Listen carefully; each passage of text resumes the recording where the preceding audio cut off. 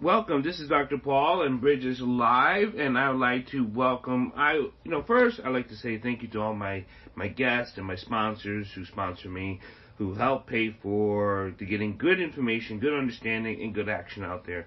Because that's all what we like to do here on Bridges Live is to give great information, and hopefully it helps people understand a couple of things about their life and living and how to live in full. And of course, all my guests, I'm so blessed to have them on and come on with me. So welcome, Bridget. Bridget, welcome to Bridges Live. Thank you so much. So let's get, I always like to say let's get right into it. But first, tell us a little bit about yourself. I mean, I just know you as a beautiful mom, a wonderful wife, and you have an amazing daughter. But there's more to you than just that. So give us a little bit of a backdrop and we'll go. Well, those are all very good and important things. So absolutely. I thank you for your kind words. My full-time job is as a loan officer. I do mortgage loans in Maryland, but I have a passion for healing. I have been studying different modalities, primarily emotional freedom technique, for, more than 25 years. And I have seen so many beautiful shifts, so many beautiful changes, not only in my clients and my friends, but in myself. When you said emotional freedom techniques, most people probably only see the big EFT, right? In different ads and different readings, if they're reading that at all. Is that right? Yeah, I mean, they'll see EFT or they'll see tapping. And tapping, the modality has been around for a long time. Actually, it's been around for over 30 years. But it's based on using the body's energy systems. A lot of people call it emotional acupuncture. Yeah. Because you're using the same tapping points or the same energy points to help to release the energy. So, me, I love my science. I love talking about emotional therapy, emotional science, and because I think people just don't understand their own internal emotions. I don't think people understand their own trauma that has affected their lives and that has dug deep into their cells, into their bodies, and it manifests in so many different ways. So would you want to talk about how EFT just works before we get into the beauty of what it does? Well, I mean, the goal of tapping is to calm that fight or flight, the fight, flight, or freeze.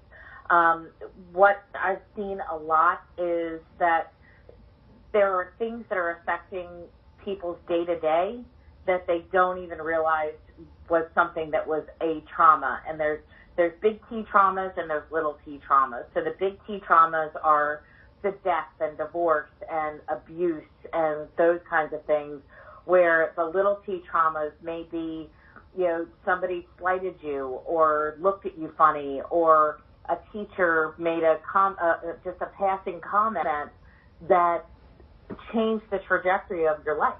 And you keep coming up with all of these patterns, and once you look back and you realize that there's a starting point a lot of times for those, and tapping helps to help you to get under that and figure and kind of peel away those layers and helps you to release those energies. You said so beautifully said was what you said. People who have touched us has released some of these negative things onto us and has caused some trauma within our lives by like a teacher not knowing what they have said and how they slighted you, or people so many people. What do you think of the phrase? And it just drives me crazy. So I have to put that emphasis on there. Just get over it. Get some tough skin. What do you think of those phrases now? Well, I'll tell you, there's a lot of people who think that. And I've heard national speakers that have said, I had a tough life and I just got over it and I just allowed myself to just move forward. Well, there is some value in moving forward, but what happens a lot is you end up repeating those patterns if you don't clear it. So, these folks that have, that win the lottery and, within months they're poor again, or because they don't understand what has affected them over the years with regard to their money. There are people in relationships that keep, I just picked the wrong guy, or, all women are horrible, or, I'm not going to use the other word. But, they keep repeating this thing, and they don't understand that it might be because of something that happened in their childhood with their parents. And it might have just been something that they said. When it comes to money, people will say things like, money doesn't grow on trees. What do you think? I own the electric company.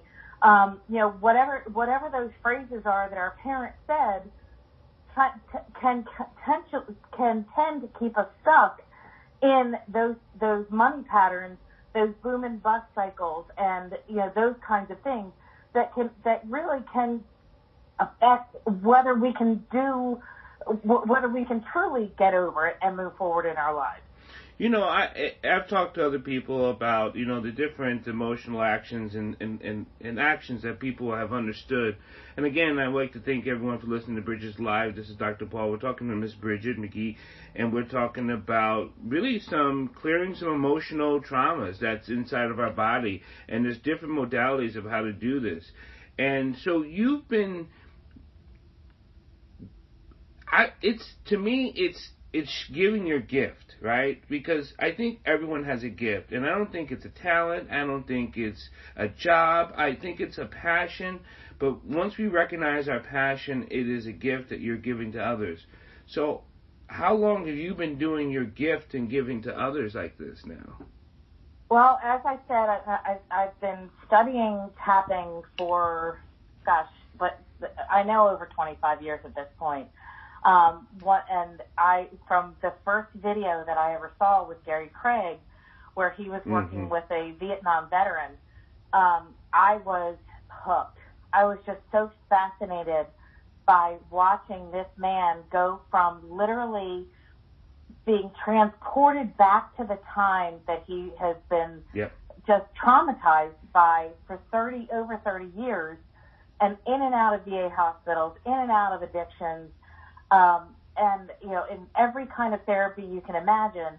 And to watch him tell the same story that he'd told over and over and over again, and you could see his body physiology changed as he was telling the story. He was sweating. His legs were shaking.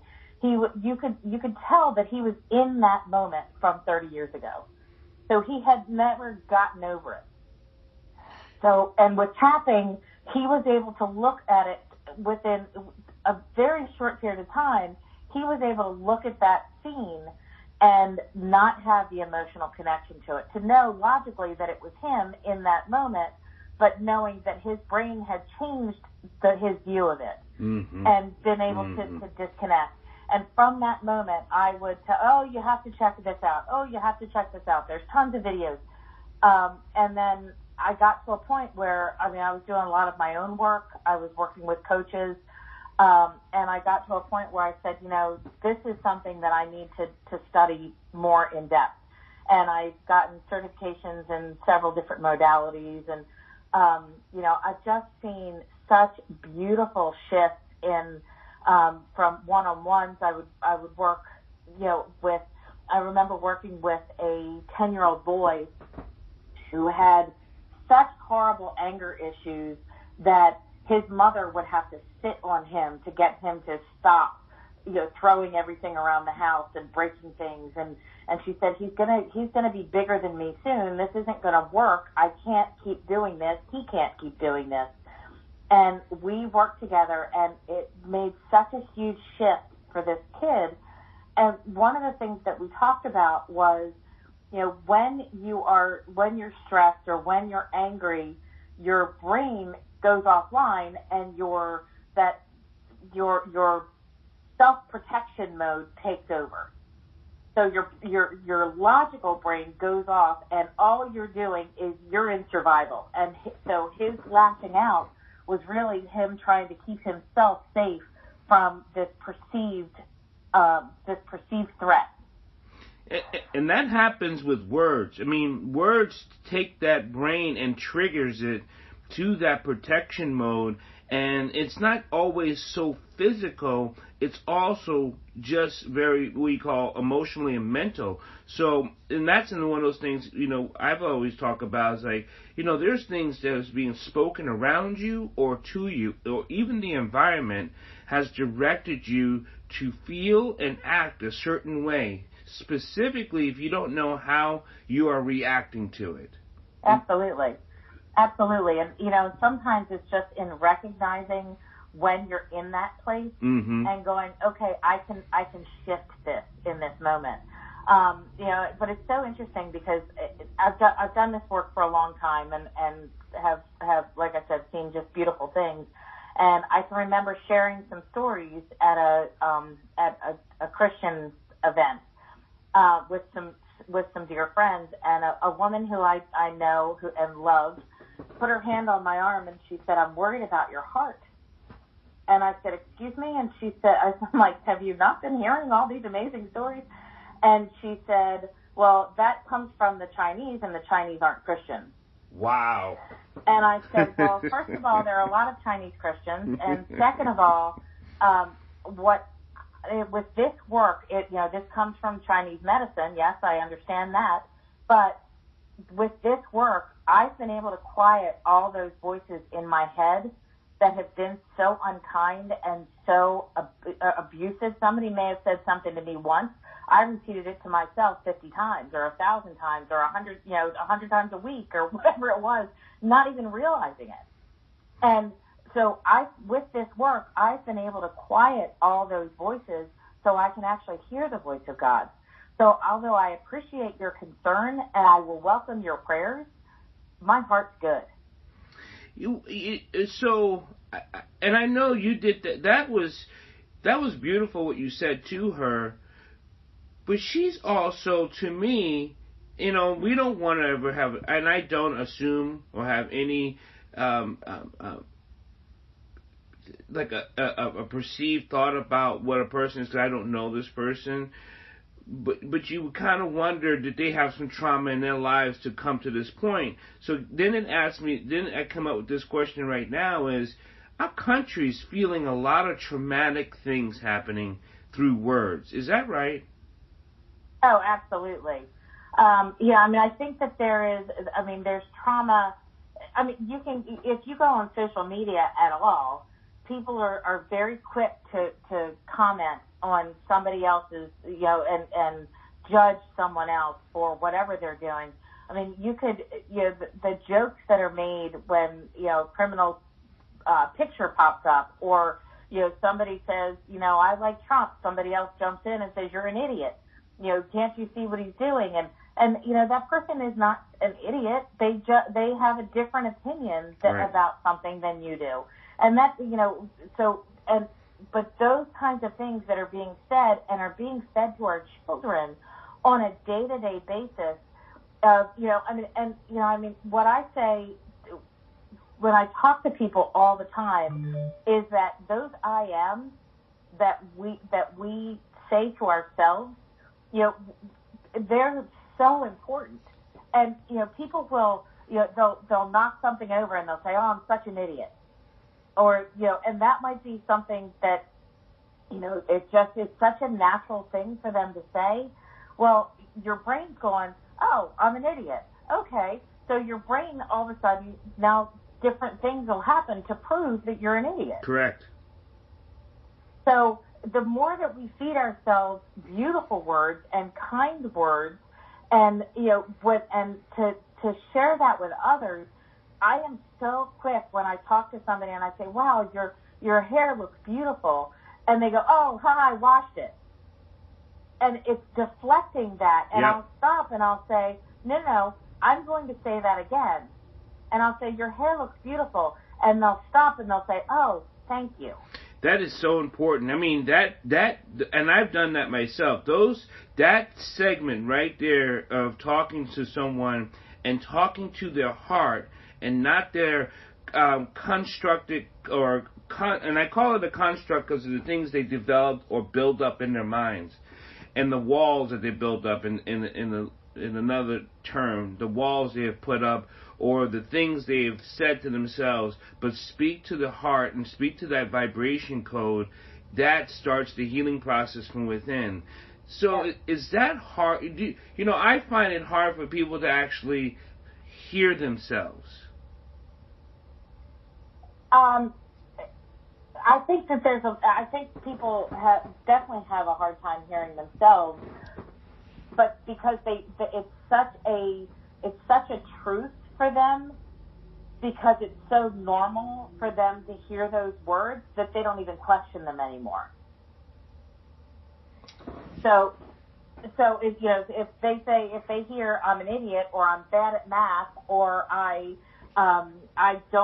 don't pick good men, or I am not good with money, or whatever it is, if that's their belief, then they keep doing things over and over again to prove that that's the case, because that's their truth. So they have to go, okay, I might have been bad with money in the past, but I can choose to act differently. Right. I just love the work you're doing, and the work that, there's some light workers out here, and that's what I call them, some light workers, because, there's some darkness that just has been proceeding through our timeline of history in this country, in this global unity, this global world, that has been overlooked. Do you think the overlooking of the trauma of things not being talked about is also adding to our trauma? Yeah, I think that there's a lot of that. You're not allowed to, you can't talk about money. That's been pervasive through history, I think. You can't tell anybody what you make, because then they might be jealous, or they're going to want what you have, or they're going to think of you differently, or whatever it is. So I think there's a lot of things that are not being talked about. And there's a culture of disrespect and of unkindness. But I think the more that we can be kind, and I think if you look around, there's an awful lot of amazing people who are doing incredible work. Yeah. And just as an example, I belong to a church in Ellicott City, and there are folks in our church who go to Baltimore City every Saturday and Sunday morning and feed the homeless and pray with them and share with them and listen to their stories and connect. And there was a group that had started something called Boxes for Baltimore, and they would fill shoe boxes with socks and hats and gloves and that kind of thing. And this year they put it out and they said, please go into your families, into your communities, and do this on your own instead of us doing this huge thing by ourselves. Not by ourselves, but they would collect items and then do a big packing party. They said, go into your communities and do as however many boxes you want to do. You can do 1, you can do 100, however many you can do as a group. And there were so many boxes. I don't even know what the final count was, but this was such a gift that is being given to people that don't have much, and it's given just out of love. It's not. There's no. The people who filled those boxes and wrapped those boxes and wrote love notes and kindness in these boxes, they're not going to get thanked. They're not going to get thanked by the recipient, right? Because but they did it just out of love, yeah. I think in the Jewish tradition, it's a mitzvah. Is that right? Yep. Where you're just do something for the sake of doing it, not for the glory of it, or not for the thanks of it, or whatever it is. And those kinds of things, people truly want to help. They want to be kind. They want to do good things. And sometimes people just need that opportunity. And I think the more that we teach our children, the more that we allow our kids to be involved and to help others, the better our future will be. And we have those opportunities. And so, teaching and learning and working on compassion and kindness, these are things we have to work on. They don't just drop from the sky like rain. You have to work on your compassion, because then you start tapping into, no pun intended, you start working yourself into understanding why you do feel the way you feel, or why you don't feel the way you could feel. So all those things, when you work on your own personal compassion and kindness, and ask yourself, how do I feel about this, that, and the other thing, and you say, well, I don't feel anything. Well, that's a question for yourself.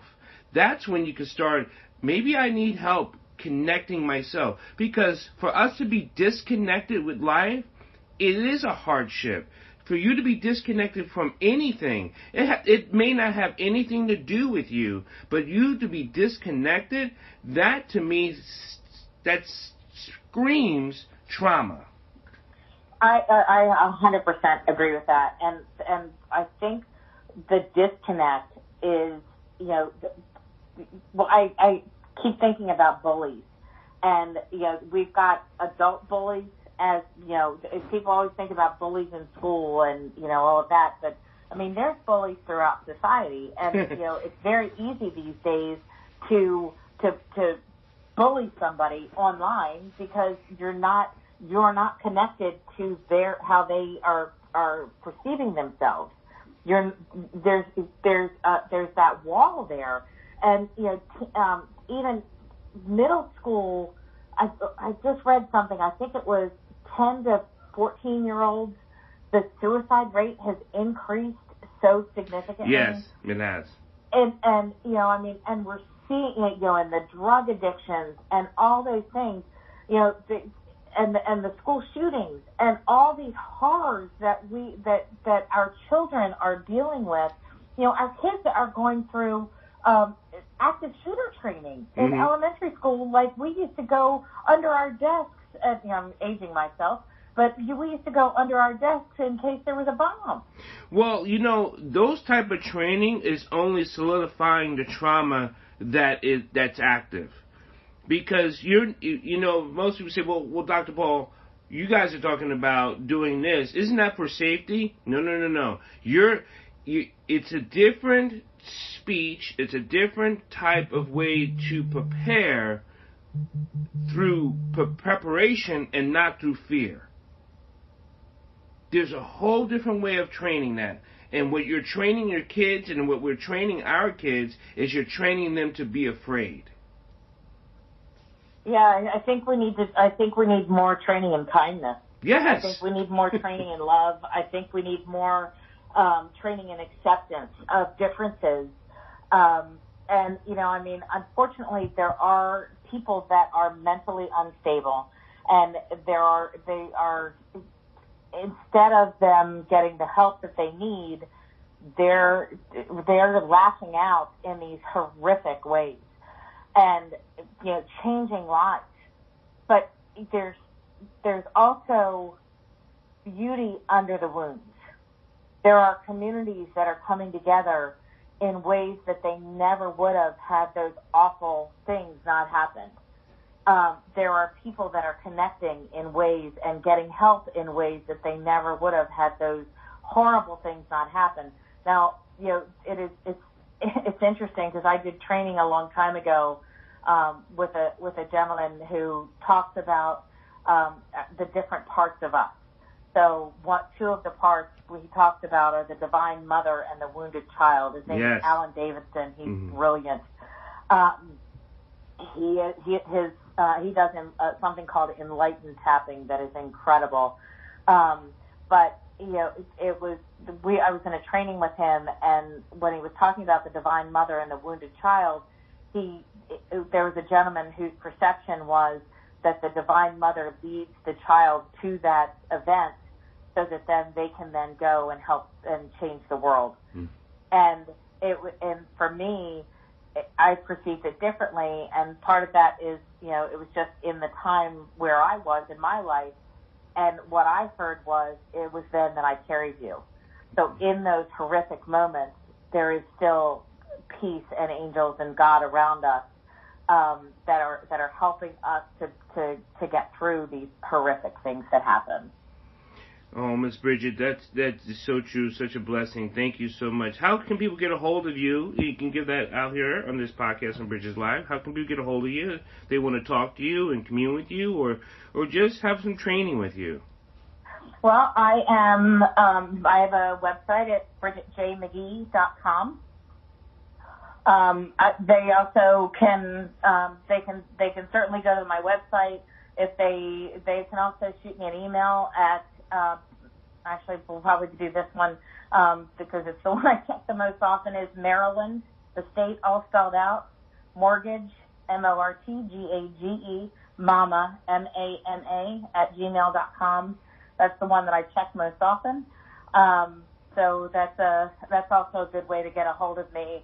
But,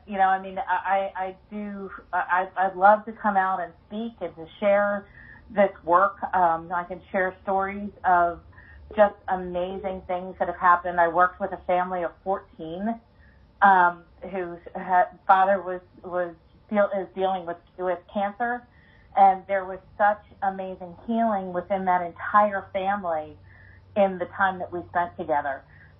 So it wasn't just working with the person who is going through this traumatic event of, being of a cancer diagnosis, but how it affects the entire family.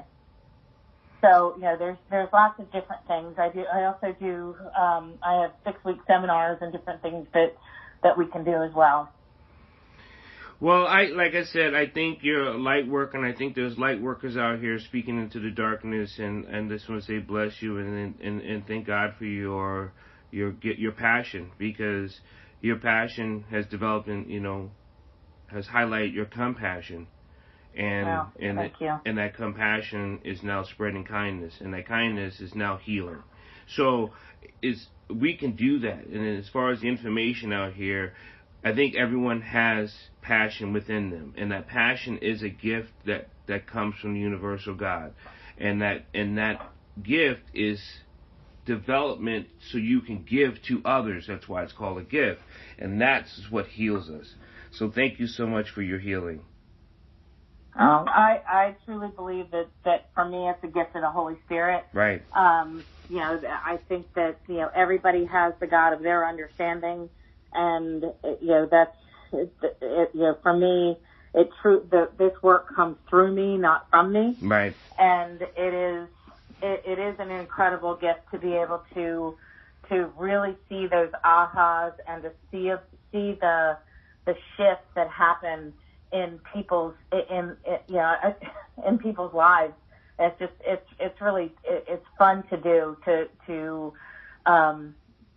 to really see how once one person is healed, it can really change their entire families, and it can change their entire communities, because with that healing, their perception of how they're being treated changes, and their perception of other people. All of a sudden, people will say, oh yeah, I did this work and my husband started being kinder. Yeah.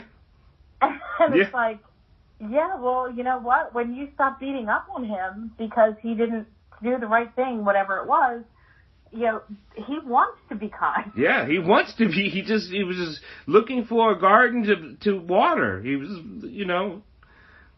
Yeah, so it's been amazing in my own family, how things have shifted, and I'd love to share this work. I'm honored to do this work, and I appreciate the fact that you are going out into the communities and really helping folks to make changes that that sometimes with people that feel so lost and so alone, that to go back to what you said before, people need connection. They do, and thank you. God bless. Have a good day. Great day, Bridget. Thank you so much.